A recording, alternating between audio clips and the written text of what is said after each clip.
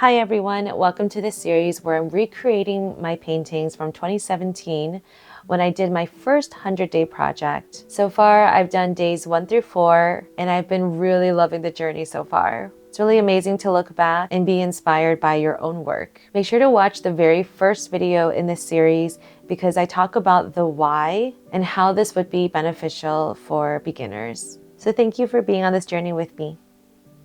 Let's get started. Welcome to day 5 where I'm going to paint the ginkgo leaf. Here's the painting I'm going to recreate. This was day 5 from my 100-day project in 2017. Remember that 2017 was at the very beginning of my watercolor journey, but don't get me wrong, I was very, very proud of this painting. Looking at it now, it makes me smile and makes me happy. And one of the things that I really like that I did, and maybe it was intentional or by accident, but I really like how there are a variety of golden yellow hues. So there are some lighter values in the top left corner, some mid values, and some darker, almost like marigold or butterscotch type of color. I'm pretty sure I was still using my basic 12 color set from Winsor & Newton Cotman. So I probably used a bright yellow and then mixed in some yellow ochre into it. I'm already feeling inspired as I'm looking at this, so I want to go ahead and get started. I have my watercolor paper, a variety of sizes of brushes. I'm not sure if I'll use all of these sizes or maybe even go up a few sizes to a size 6. So we'll see, but I'm using all round brushes. I'm using my new watercolor palette set from Bowerbird. I really wish I knew how to pronounce that. But these are ceramic palettes. Make sure to watch the video where I put this palette together. I have my jar of water, a paper towel. I like to use a drafting pencil for my sketch. Then I'm going to use a kneaded eraser to erase some of that sketch. I also have a spray bottle to just keep my paints fresh. I just wanted to mention one thing. So in this palette, I made sure to include 2 versions of each primary color. So you can see that I have 2 reds here, 2 yellows, and 2 blues. So between these 2 yellows, I definitely want to use like more of the warm yellow. But I'll be honest, I'm kind of feeling like another color scheme. So we'll see what happens. I'm going to turn on some music, just let my inspiration take me there, and I'll see you at the end. Okay?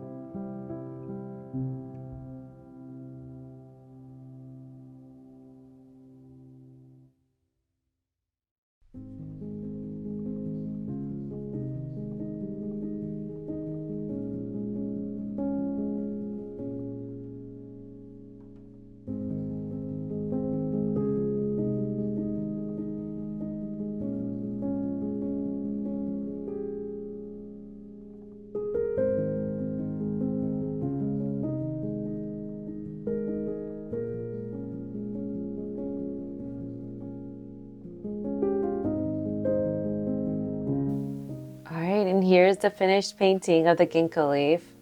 Wow. I'm really glad that I went with this color scheme because ginkgo leaves, yeah, aren't just yellow. They're not just green. They actually, yeah, turn colors as well, just like any other leaf. And I like how I added just a little bit of the outline at the end just to help, separate some of the layers and just bring some more detail and interest to the painting. I really love how this turned out. It makes me so happy. So here's the comparison with the 2017 painting. Again, I'm really proud of both paintings. They both tell the story of my art journey, and it really shows that I am growing as an artist. I'm glad that I still free-handed the leaves, even though some of them could have been a little bit pointier or a little bit wider. I also added just a little bit of the branches in the wreath, again, just to add another layer of color, but add some more depth into the wreath. So what do you guys think? I hope this project series is inspirational to you, especially if you're a beginner. I think as beginners, sometimes we feel like we're never going to improve and you feel pretty stuck. I think it's good to do reflections like this every once in a while, like maybe every 6 months, a year, 2 years, depending on how often you're painting and how much you're growing in your skills. But it's good to look back because you will see growth, even if it's hard to see that while you're in the midst of it. Please make sure to subscribe to my channel and like this video and give me a yellow heart if you watch this whole video. There's 100 days in this project series, so make sure to stay tuned for all of them and rewatch days 1 through 4 if you need a refresher. Thank you so much for tuning in, and I'll see you guys next time for day 6.